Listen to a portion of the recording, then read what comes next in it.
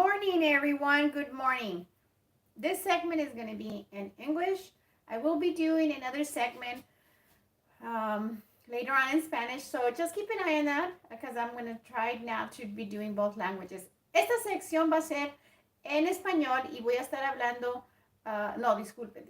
Esta sección va a ser en inglés porque ya voy a estar haciendo los dos idiomas aquí, pero ya saben que tengo las diferentes páginas según el lenguaje. Hay unas en español y otras en inglés. Hoy voy a estar hablando en inglés de cómo se calcula sus calorías para poder bajar. Pero esta sección va a ser en inglés, así que esperen la próxima. Y síganme si quieren más detalles, porque lo voy a estar haciendo en inglés y en español, en mi página de ejercicio que es Roselia Fit Classy Lady. Vayan ahí, voy a poner el enlace y ahí voy a estar haciendo en vivo la presentación de cómo se calcula sus calorías. Pero esta va a ser en inglés.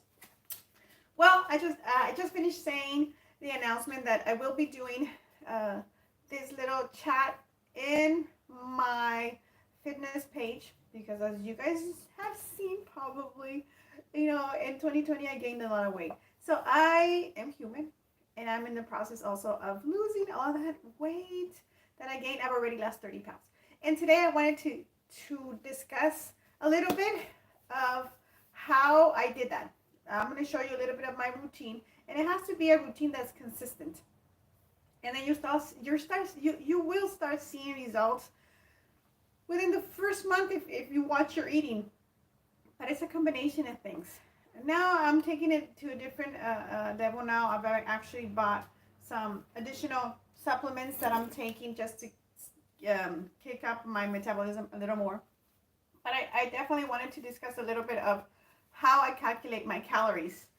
And the full explanation will be on my fitness page, which is Roselia Fit Classy Lady.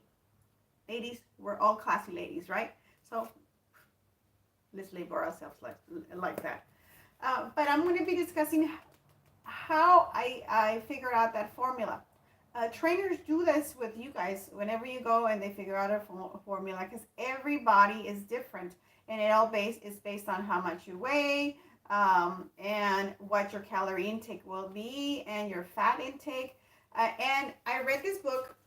Yes, I read it all, and it's actually really good. It's by Brett Contreras, and he specializes in training fitness models. Yes, those, what is it, WMB, I forgot the initials of those fitness models that compete in this, beauty and these fitness competitions, which, we all want to have a body like that, right? And we can. They have a lot of dedication. And it's, yes, part of it is genetics, but not everything. You could build those glutes if you eat right, and those legs, and have a very healthy body, and who knows, even take it to the next level as far as competing. But I read this book, and I even did the formula before for me. I have to redo it because my calories have changed, my body has changed, and before I was eating because I was maintaining before. Before I was skinny, I was 125, and I was a lot more muscular. As if you guys go back and see my past pictures, whoever's following me since way before, when years ago, past 7 years, I've always been fit because I've always exercised. I've always, been an athlete since I was 5. I don't play any of the sports anymore. I used to play baseball when I was a kid, and I was like 13, 14, softball, every sport that I could think of, that I enjoy doing, I did. So I was very, very athletic. Come 2020, then I got a little bit lazy, and I started, not being as active. As you get older, injuries happen. So, I stopped playing softball because my hand-eye coordination weren't the greatest. After a while, your vision it starts fading on you. I played shortstop. I always played infield when I played softball, and when I was a kid, baseball. So I was very, very quick and had very quick and hand and eye coordination. Well, as you get older, that goes away. As an adult, I remember I never got hit, but when the first time I got hit as an adult, I realized, okay, I'm getting too old for this now. Never in my life did I get hit uh, until, like, the last time I played, I was playing shortstop, and I wasn't fast enough, and it hit me in my leg and knocked me down. I was like, sign. I think you should quit now. Your hand and eye coordination is not what it used to be. But I still work out. You guys seen me hiking, running. I did the mud runs. I am still very active. But 2020 came, right? 2020 came, and I gained about 50, 60 pounds. Could you guys believe this? I gained so much weight. Now I've lost 30, but it's been a process. It hasn't been overnight, and today I'm going to show you a little bit of what I do. Here's my formula, which later on I will explain in my fitness page how it all calculates. And very quickly, let me just give you the very, very basics. And trainers do this with you guys whenever you pay for a trainer. This is exactly how they calculate it. They take whatever weight you have times either 11 or 12 if you want to be on a deficit. That will calculate your total calories. Here I was calculating by my actual weight back then, when I was leaner.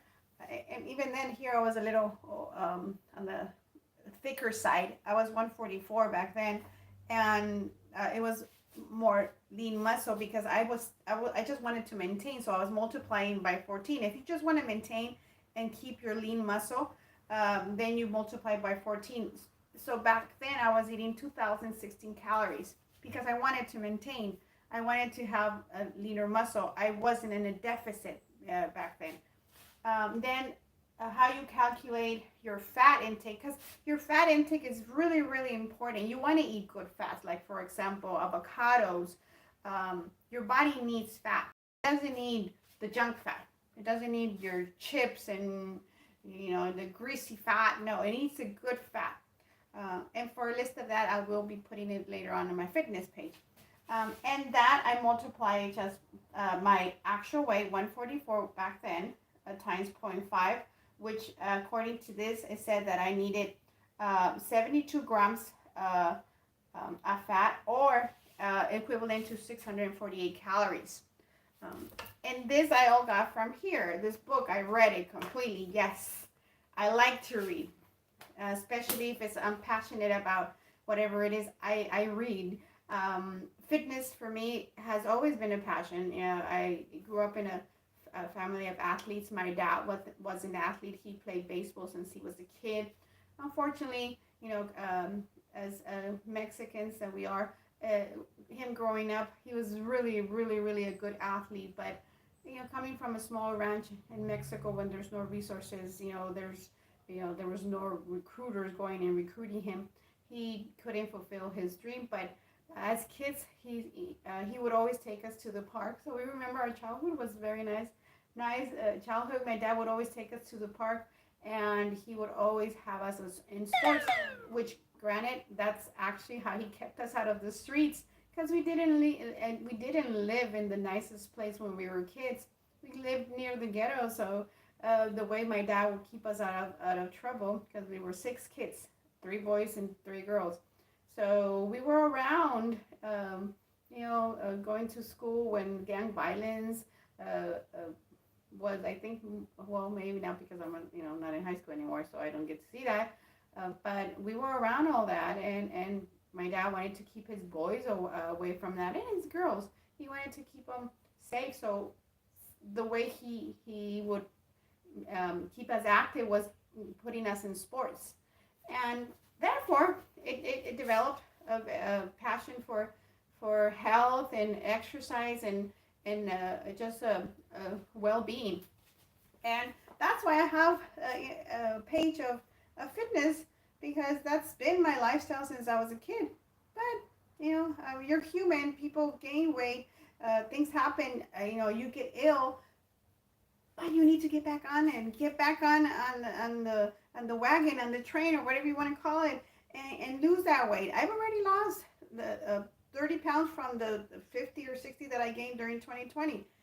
And I still need to lose 20 more to be at where I want to be. And from there maintain, because all this fat, all this I need to get rid of.